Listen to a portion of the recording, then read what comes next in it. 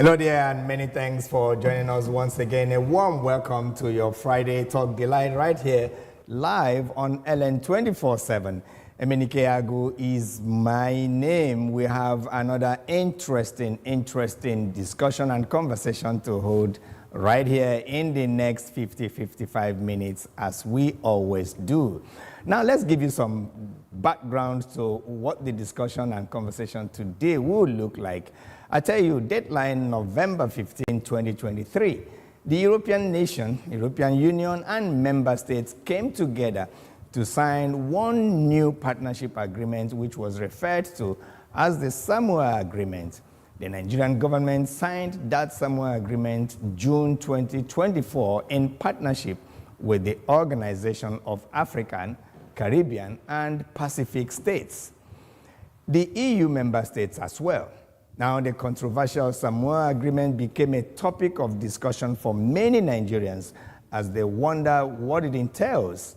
Since the news that Nigeria has signed, about 27 member states from the EU signed the agreement, and 79 Caribbean and, of course, Pacific countries also came together to sign the Samoa Agreement. Now, some persons and groups in Nigeria expressed concerns that the signing of the Samoa Agreement may affect the cultural and moral values the majority of the country. Of course, agreement that is potent in Nigeria.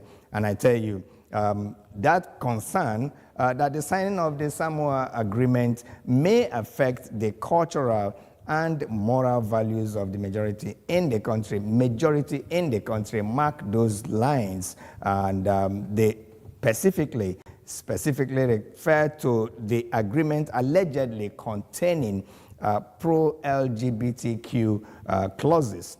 Now, LGBTQ is the acronym for lesbian, gay, bisexual, transgender, queer, and questioning persons or the community. Now, LGBTQ is criminalized in most of Africa and the world countries. With Donald Trump securing a second term as President of the United States, leaders from Africa, including Nigeria's President Bola Ahmed Tinubu, expressed optimism about the potentials for stronger economic ties between the United States and the continent, especially Nigeria. However, his return to office has also raised concerns for Nigerians planning to study, work, or immigrate to the United States due to the likely reinstatement of the strict immigration policies that could impact students' visas, travel restrictions, and remittance flows. During his first term, Trump's administration imposed travel bans on Nigeria and other countries, citing national security and others as concerns of his government. Our conversation today shall center on the second coming of Trump, prospects and impact for Africa, now Nigeria particularly. What does Trump's victory and return to the White House portend for Africa and Nigeria in particular? Now, what policies should the world, including Nigeria, anticipate from Donald Trump's second missionary journey, in quotes, at the White House? And how will the 47th President of the United States address growing concerns around Africa, bring it home to Nigeria? That is the state of the nation on this occasion. I welcome you once again. Emenike Agu is my name. The talking points shall be looking at the U.S. elections and the return of Trump, as we already hinted. Now we shall also be reviewing Trump's world view against Biden's policies, addressing growing concerns for Africa and Nigeria under Donald Trump. What should Africa, Nigeria in particular, expect from Trump's administration? What's your take? Of course, you know we don't do this conversation alone in the studio here. We've got concerned Nigerians, policy analysts, and of course, public affairs speakers to join us in the conversation and help us make sense of the topic and the talking points on this occasion. Right, joining us here in the studio right here is a legal practitioner and a partner BBH Legal Practitioners in Abuja and as well as Lagos, Barrister Osigwe Ahmed Momoh. Barrister, always a pleasure to have you in the studio. Thank you very much. I'm glad to be here. Welcome once again. Thank you, sir. I love your smiles. Each time you come to the studio, man, you beam with a lot of smiles that give Nigerians hope that things will always get better. Yes, our president is working very well. I'm not going to ask you what you mean by that. Welcome. Okay. Welcome. All right. We're also joined in Abuja, the Federal Capital Territory, by a policy analyst and, of course, a public affairs commentator, Dr. Nnamdi Abana. Nnamdi, nice to have you back on State of the Nation on this occasion. Thanks for joining us. Can we hear your audio?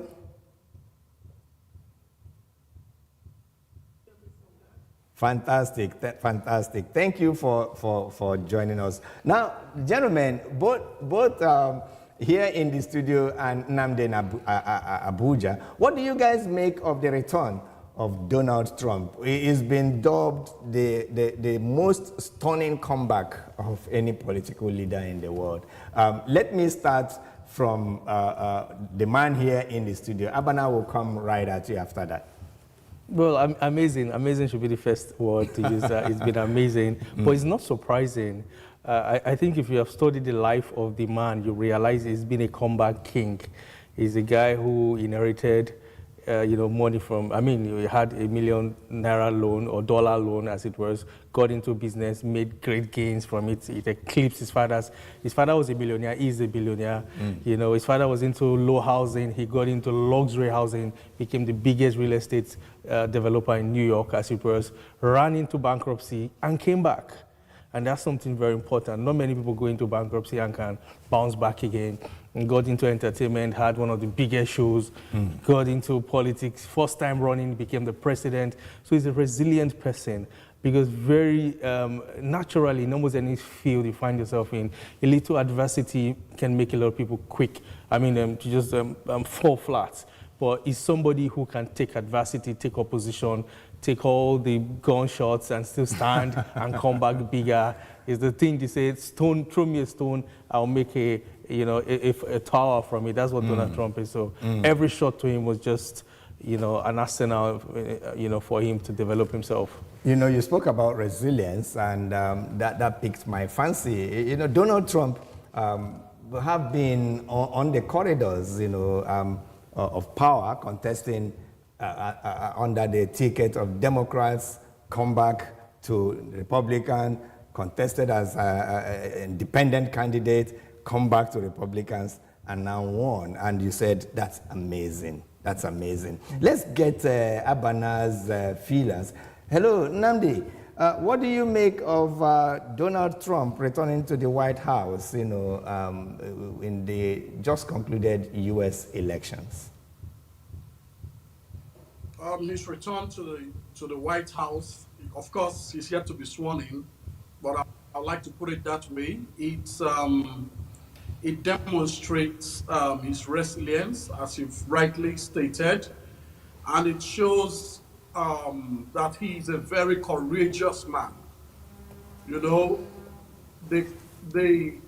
opposition he faced prior to the election and during the election, which include trials and even the conviction, so to speak, all that did not deter him. He kept on pushing, and today he emerged winner of the U.S. election with all those, baggages. So I think that Donald Trump is he's a unique personality. And he's a guy that doesn't take no for an answer. That's why he's been able to, emerge today as president. president to be of the United States of America. And again, it will be pertinent to state that he's also a man of faith. He believes in prayers, he believes in, you know, in what God can do. Yeah, and that played a crucial role in his, you know, comeback, let me put it that way, as the US president.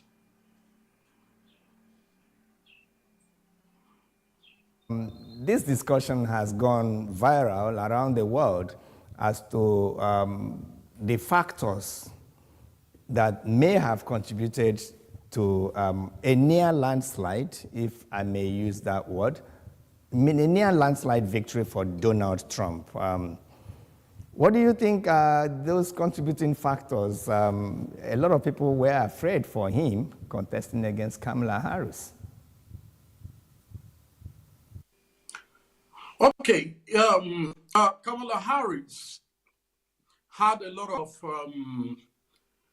policies, of course, which was projected by her political party, which was not in tune with lots of Americans.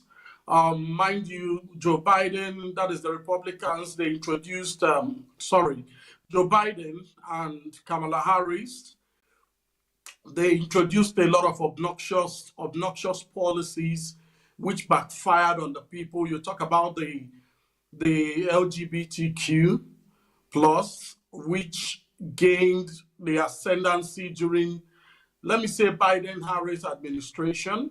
The LGBTQ, then you look at the relations that they had with Africa. Most of the African nations that they visited at the time for over bilateral relationship, they always dangled the LGBTQ adoption as a carrot. You know, it's the major theme of their message in most African countries that they visited. And of course, African leaders were not comfortable with that. They tried it in Uganda, they tried it in Ghana, and you know, those countries did not take a stand on those issues, on this particular issue, especially Ghana. I mean, especially Uganda. Uganda opposed it.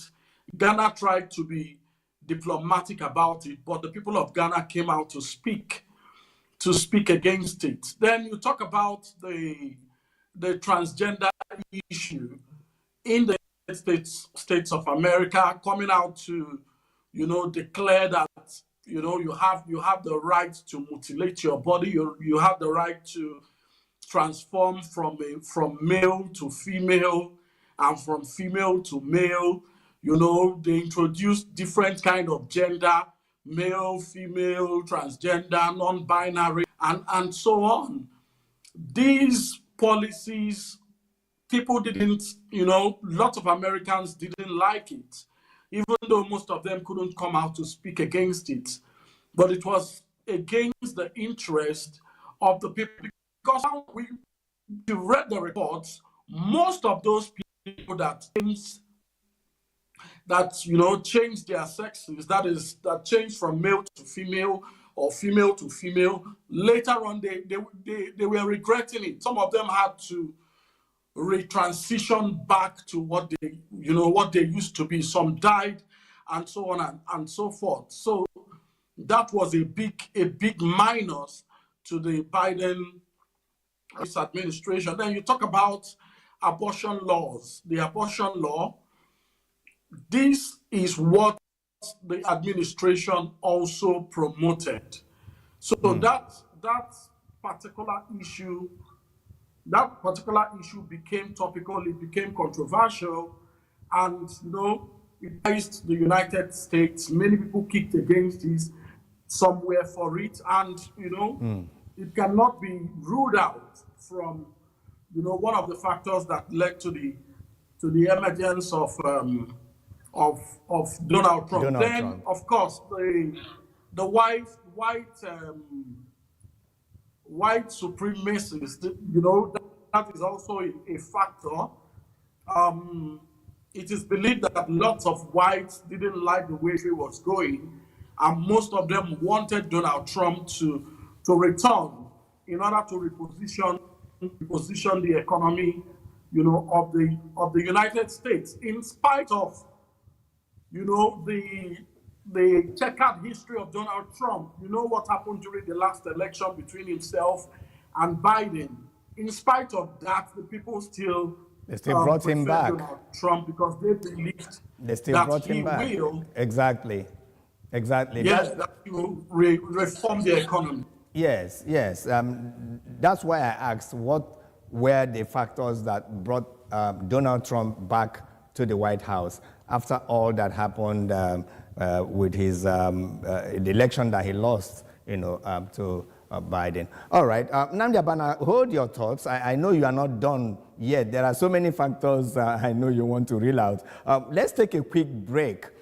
When we return, we will continue this conversation, especially when you talked about the LGBTQ, the gay, and all the gender issues that the Democrats tried to make popular around the world, starting from United States, children and schools and all of that.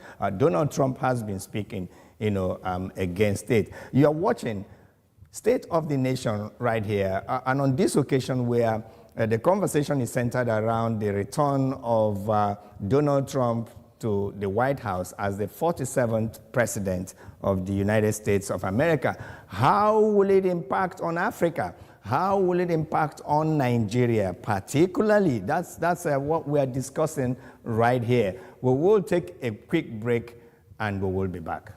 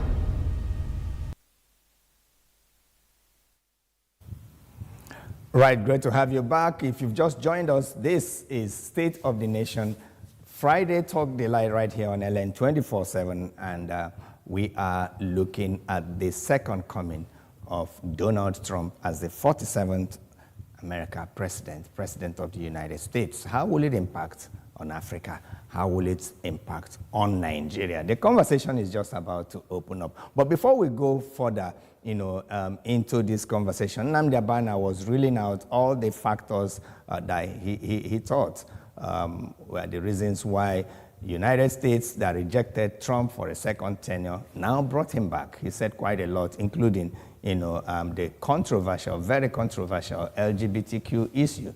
Let's take a pause. Let's take a listen on Donald Trump. He has been speaking, has been saying quite a lot, since emerging, from that election, the most keenly contested election, the one that has been described as the hottest election in the United States history. Donald Trump sweeping up victory over Kamala Harris, Democrats. Now he has been speaking, he has been making appointments. This is what he said he will do on the first day in office in January 2025 after he is sworn in. Take a listen. The left-wing gender insanity being pushed on our children is an act of child abuse. Very simple. Here's my plan to stop the chemical, physical, and emotional mutilation of our youth. On day one, I will revoke Joe Biden's cruel policies on so-called gender-affirming care. Ridiculous. A process that includes giving kids puberty blockers, mutating their physical appearance, and ultimately performing surgery on minor children. Can you believe this? I will sign a new executive order instructing every federal agency to cease all programs that promote the concept of sex and gender transition at any age. I will then ask Congress to permanently stop federal taxpayer dollars from being used to promote or pay for these procedures and pass a law prohibiting child sexual mutilation in all 50 states. It'll go very quickly.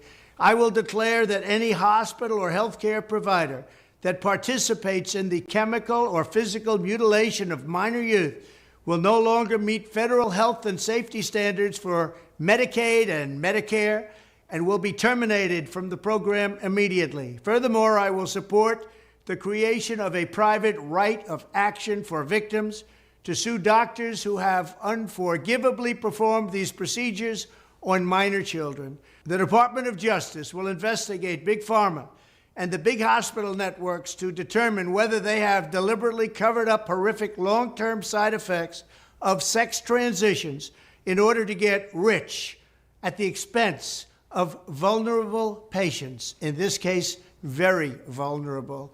We will also investigate whether Big Pharma or others have illegally marketed hormones and puberty blockers which are in no way licensed or approved for this use. My Department of Education will inform states and school districts that if any teacher or school official suggests to a child that they could be trapped in the wrong body, they will be faced with severe consequences, including potential civil rights violations for sex discrimination and the elimination of federal funding. As part of our new credentialing body for teachers, we will promote positive education about the nuclear family, the roles of mothers and fathers, and celebrating rather than erasing the things that make men and women different and unique. I will ask Congress to pass a bill establishing that the only genders recognized by the United States government are male and female, and they are assigned at birth. The bill will also make clear that Title IX prohibits men from participating in women's sports, and we will protect the rights of parents from being forced to allow their minor child to assume a gender which is new and an identity without the parent's consent. The identity will not be new, and it will not be without parental consent. No serious country should be telling its children that they were born with the wrong gender, a concept that was never heard of in all of human history. Nobody's ever heard of this, what's happening today. It was all when the radical left invented it just a few years ago. Under my leadership, this madness will end. Thank you very much.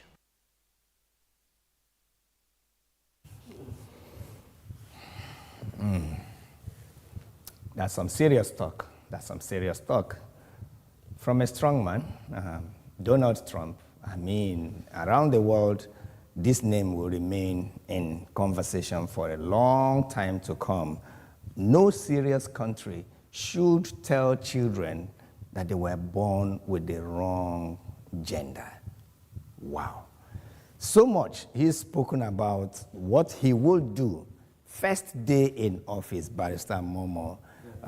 We were looking at the factors that brought this man in. We're looking at, particularly our second talking points, said something about that.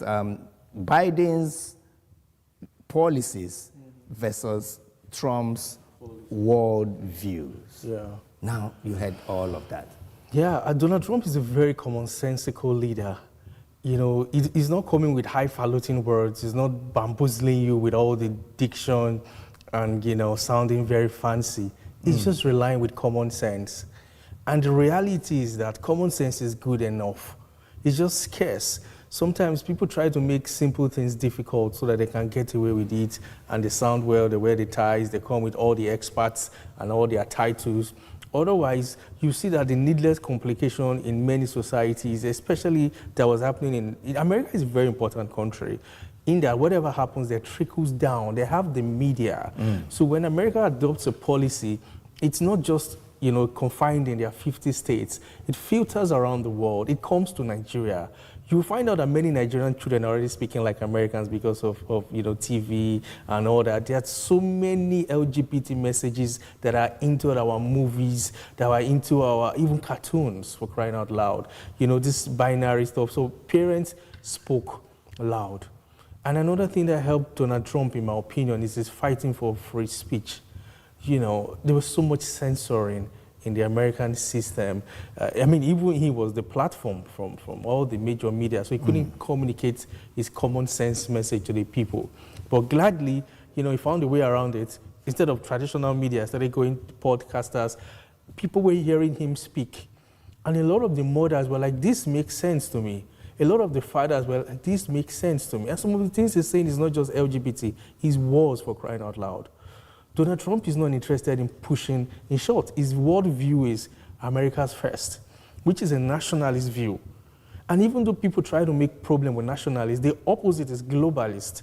In other words, if few people want to tell the world how to behave, how to act, Trump is not interested. He says America first, and you should say your country first. So to me, it's Nigeria first. To my brother in Ghana, it's Ghana first. Ghana first. And that's how it ought to be. We are nations. We are not a global world. And I mean, we are global, but there's no global government. And so Trump wants to keep it America first. I deal with America. I'm the president of America. You be your... And he's not interested in pushing down cultures, down people's throats. You know, and so many of the things he said. He wants you to be who you are. Just let your people decide what best governs them.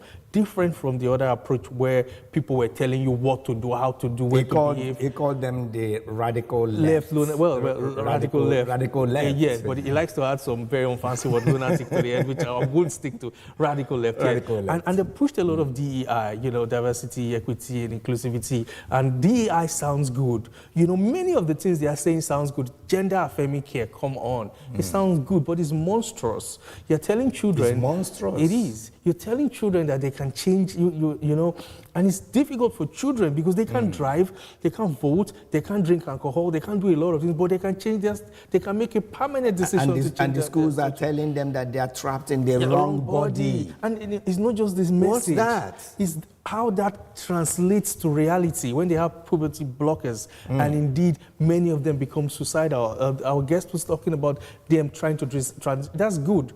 Some of them can't even do it. They have lost their genitals wherever, and many of them have, you know, have committed Those suicide. that have done that already, trying to get back to their original body. The transitioning, they've lost that already. Many of them can't get it efficiently and effectively, and so these are some of the things that brought Trump into office, because you know he tackled things commonsensically. He wasn't going around, and the war was big for people, like the Ukraine and Russia.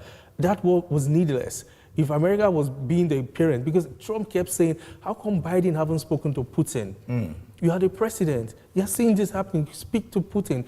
Biden has refused to speak to Putin. Trump says, hey, I'm going to negotiate.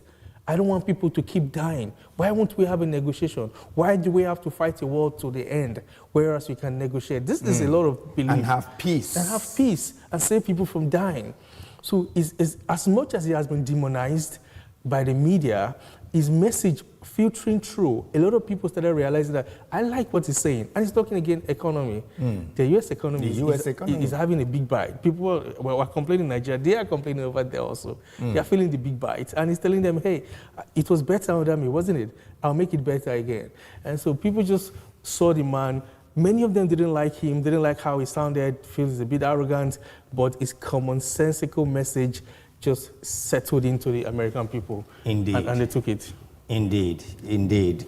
Commonsensical message, you know, permeated the Americans and they bought into it. Yeah. But he meant well. Look at all the things he said. He said that his administration is going to investigate, you know, the big farmers. Everybody knows the role the big farmers played, especially during the COVID.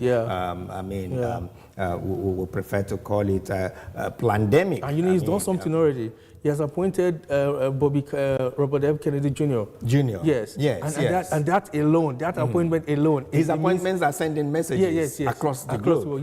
That he has tackled that this unnecessary big pharma, as they are yet shares of big pharmaceutical companies already. You know, he also said, Nnamdi Abana, we are coming to you in a bit. He also said something about investigating the hospitals and healthcare facilities that have indulged in all of these sexual mutilations of children and convincing children, minors, he called them. Exactly. You know, he called them minors. You know, so those are really serious issues. Nnamdi Abana, you're still with us. Please take it from there. You listened to Trump. We're looking at his world view against Biden's policies. We are bringing it back home to Nigeria. We're getting into the next talking point, which is how these things will impact on Africa and Nigeria particularly.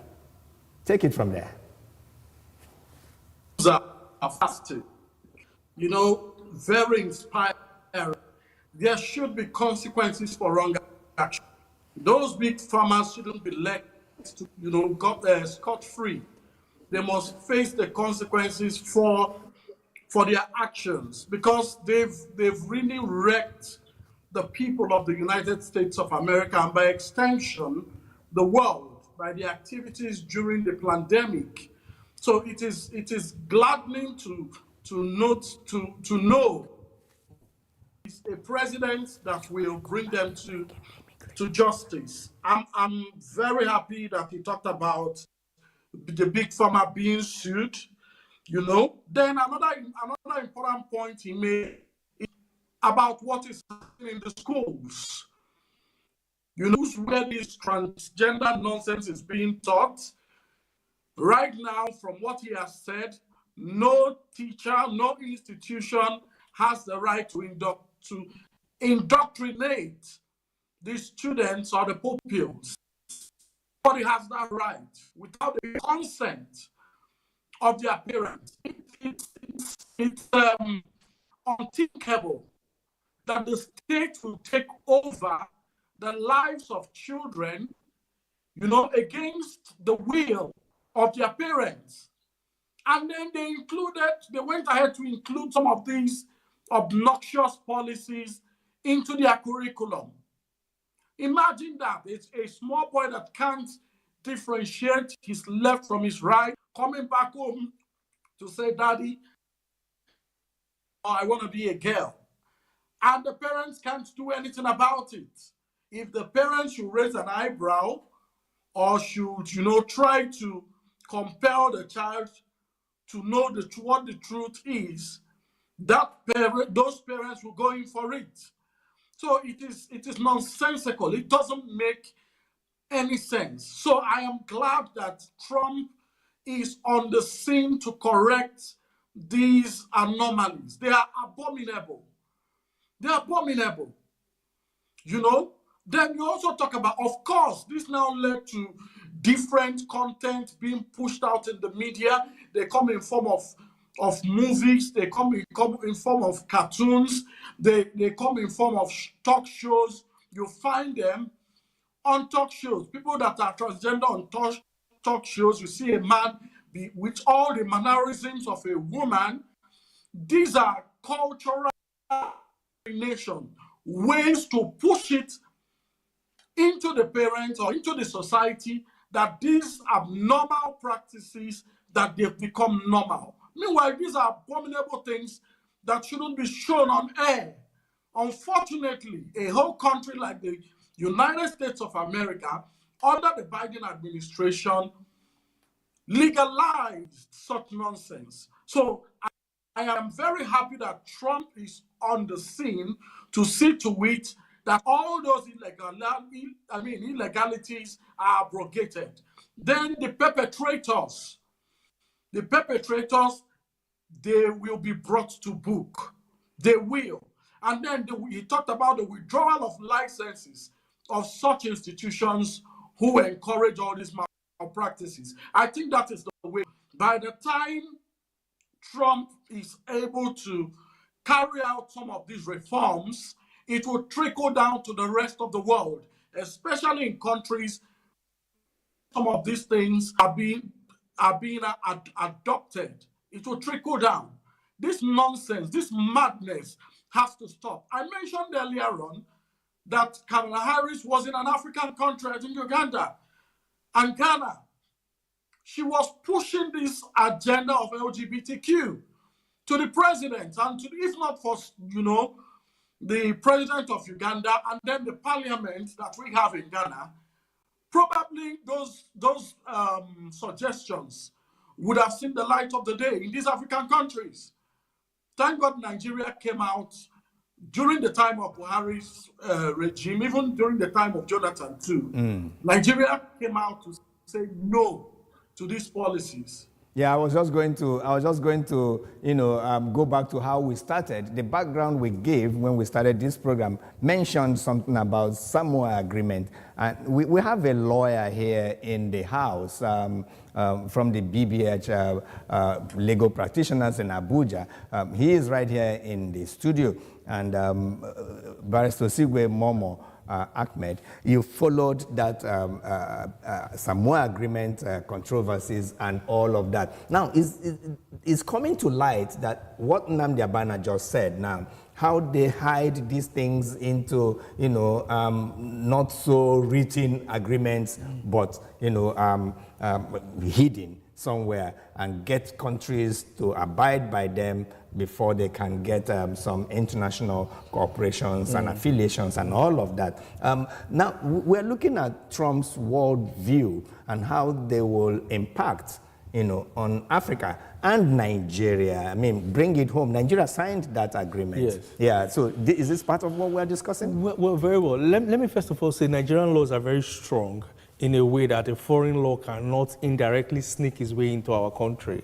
It's not possible. It's not such that you will need the National Assembly alone to vet the law and it becomes, to pass the law. No, you need state assemblies to individually, Kogi, Kombe, Edo, Delta, all of these states assembly will look at this law, ratify same before it becomes binding on Nigeria. So it's a foreign treaty. It's not a domestic matter. But Nigeria signed that. Yes, now that it has agreement. been signed, I'm talking of the implementability of that same law. This is similar to what's happening with the AFCC right now that is before the Supreme Court, where people are arguing that AFCC came from the Paris Club, and it was a foreign document, and as such, it wasn't passed the proper way and all that. So I think our biggest fear is not with the document that is signed. Our biggest fear is with the culture, is with the movies, the music, the talk show. Exactly. That's our biggest fear, because any written document cannot test the time of the Nigerian culture. Because we are not discussing Samoa Agreement in total right here. Because when we did right here on this program, we brought out clauses of that agreement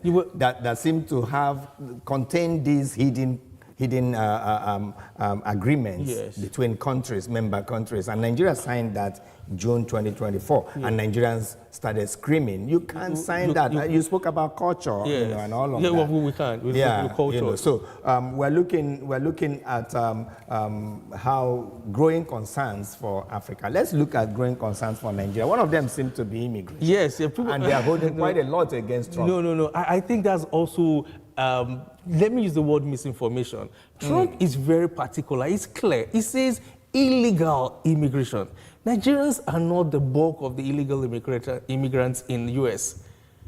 You understand? In Europe, maybe we have our way through the Sahara and Morocco, through that very gruesome journey. But to the U.S., most Nigerians are documented. Are legal.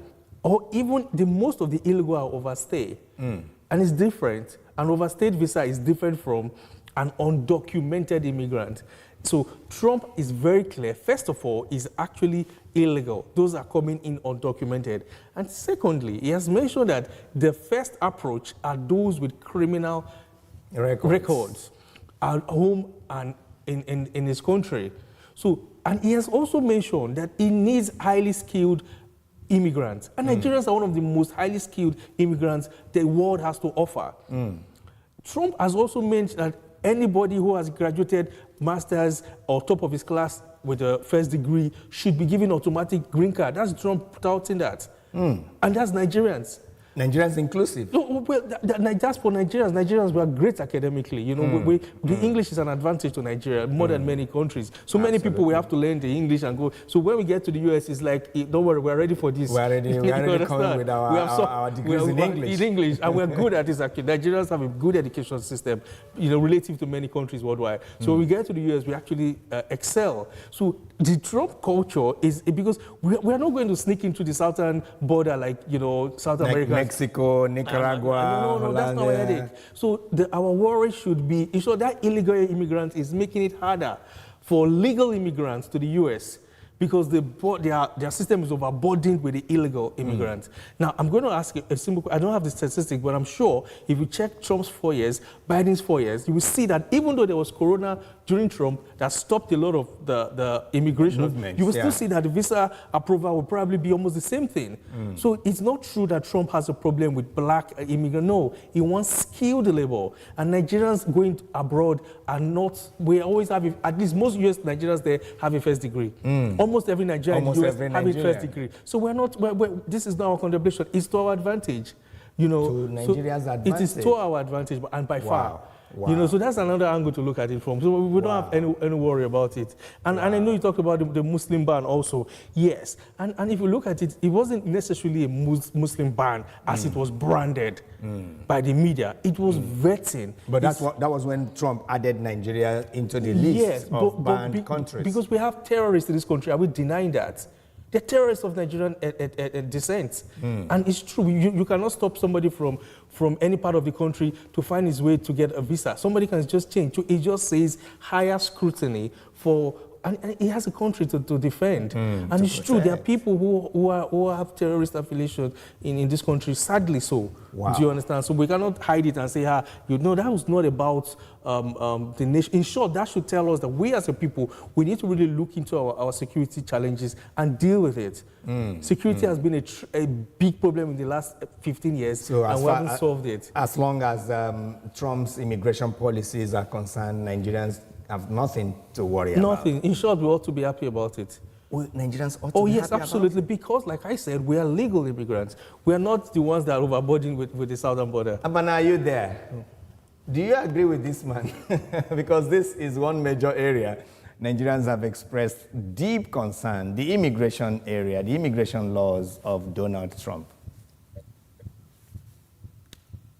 Yes, take it. Well, why should Nigerians really be concerned about immigration issues? If our country is working, why should we be bothered about another country? So when the president of a nation comes out to make policy statements that has to do with immigration, that has to do with the protection of their country, I don't think that we have the right to do an eyebrow against such policies. I was discussing with someone who is in Germany.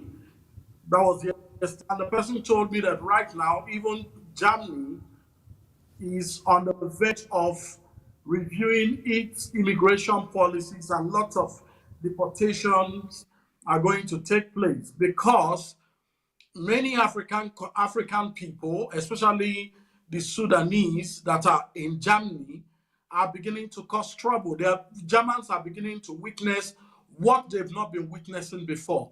Imagine Africans walking into a hall where they are having a party and begins to stab people, starts a stabbing spree.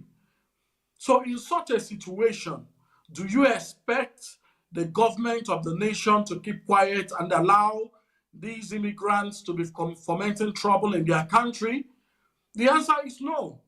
So tomorrow, if Germany reviews its immigration policies, a lot of Africans will start, crying, oh, why are they doing this? But meanwhile, we are the ones that brought it upon ourselves. The same thing happened in UAE, Dubai and UAE. Africans, Nigerians in particular, went there, were fomenting trouble, fighting and doing all manner of illegal activities. That is not to say that we don't have people that are doing legitimate businesses there, but the criminal activity drew the attention of government, which led to the sanctioning of Nigerians, Nigerians living there. Some were deported, then the policies were made to be stringent, on Nigerians. So if you want to travel to their country, it will be an uphill task.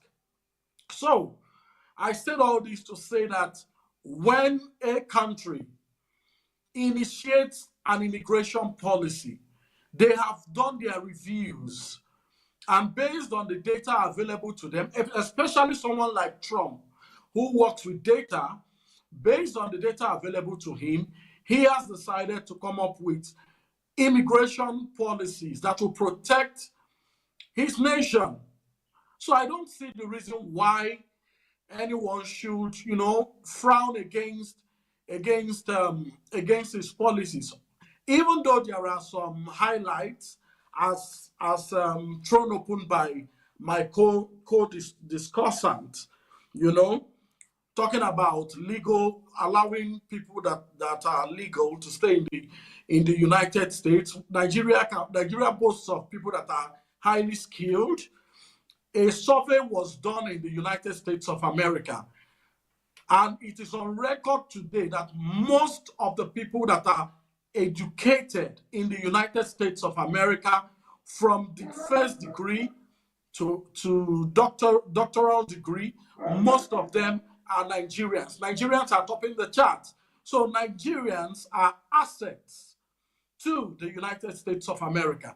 And the US, as it stands, cannot do without Nigerians. So the nation cannot, deport these human, how do I put it, these intellectuals that are contributing to the immense growth of their economy, especially in the health sector. So we don't have anything to worry about. Those that should be worried are those that are planning to emigrate, illegally. Exactly. Those that are planning to move into the United States illegally.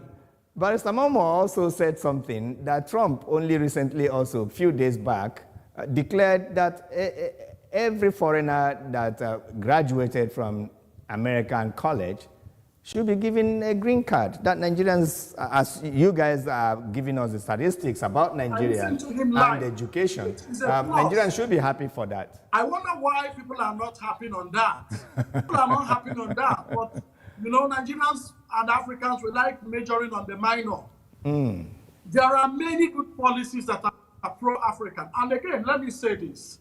Many people have this wrong notion that once Trump comes in, that it is going to be detrimental to Africa. That is not true.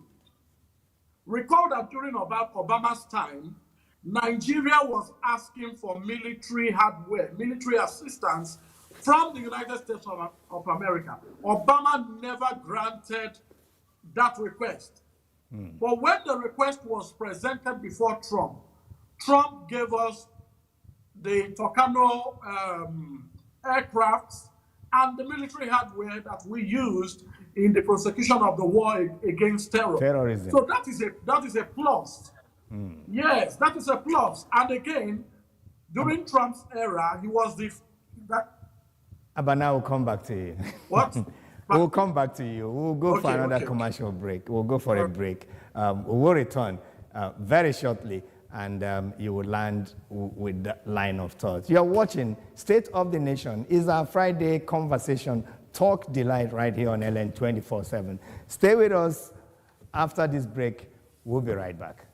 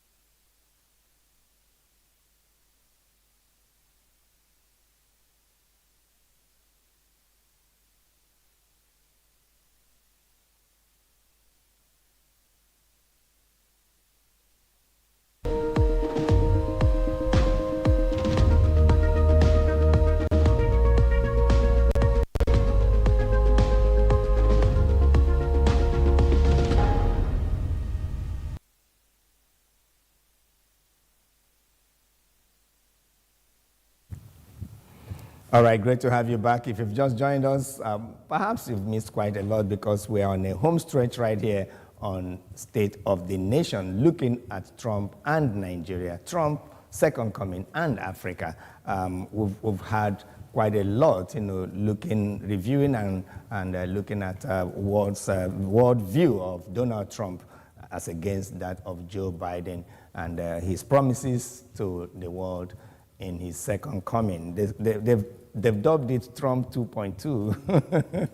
Trump's 2.2. All right, let's get into the final round of the conversation. What should Africa and Nigeria particularly expect, from Donald Trump's administration? Your take. We have just about 5 minutes to do this. We'll be going into your final comments now. Okay, thank you. So what are your takes from Donald Trump's second coming for Nigeria? Yeah, I think it's written in his obvious manifesto, America First, which is going to be a president focused on his own country and allows you to be your country. So we don't have a parent system, whereas the president is looking over his shoulder, what does the senior brother, want? So basically, it's bilateral agreement. It's not master-servant in that sense, so it's kind of like an equality of nations. So we're not expecting that America will be the one, helping every country to deal with your problems as it is. And I think nations need to be responsible. Several times, always looking to Washington, looking to foreigners, as making us as a nation maybe lazy, so we're not able to deal with ourselves. Secondly, I think what's very important strategically is the war. The crisis in the Middle East somehow fuels crisis, especially the religious tension in Nigeria also. So we know for a fact that, he brought the Abraham Accord the last time.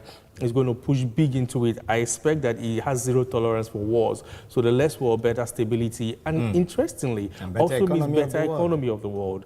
And Nigeria is an important nation. So everything is coming from abroad, until we develop ours mostly. So when the economy of the world is becoming calmer, better, more flourishing, it trickles down home. So if we have, less wars, better economy, and a president that is not forcing the cultures down your throat, we know that that's a level of stability. Absolutely. Also, I expect that if the economy of America is better, because another thing that drives the Nigeria economy is repatriated funds. Nigerians in diaspora a lot, and so the better U.S. economy, the more money in Nigeria in pockets, because it's going to cut taxation, something he says very heavily. Indeed. He's really looking at cutting taxation to the barest minimum. So Nigerians in diaspora are going to have more money in their pockets. Therefore, there will be more money for their fathers, their village, their constituencies, and all that. So we expect, and that's a big chunk of the Nigerian economy. Indeed. Repatriated funds. So that would be a good thing also. Overall, I think it will be a big win for Nigeria, a big win for America, and a big win for Christianity, because it's a pro-Christian president, and a big win generally. Indeed. Abana, take it away from there. Your final comments and your expectations from the Donald Trump 2.2 administration, as the world have called it, the second coming of Donald Trump and its direct impact. Let's now focus on Nigeria.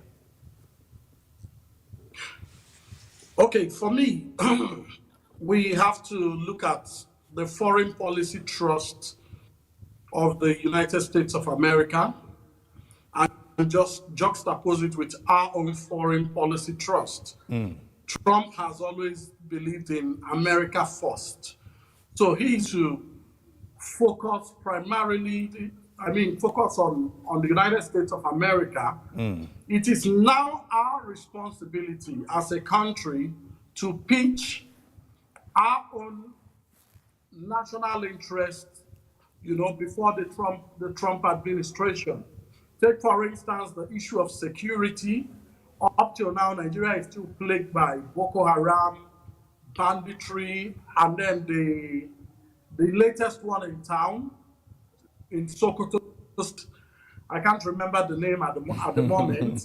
So security is still a major challenge. So I expect that President Tinubu will work hand in hand with Trump to see to it that these security challenges are solved. Then in terms of economy, I expect us to have more trade relations with the United States of America.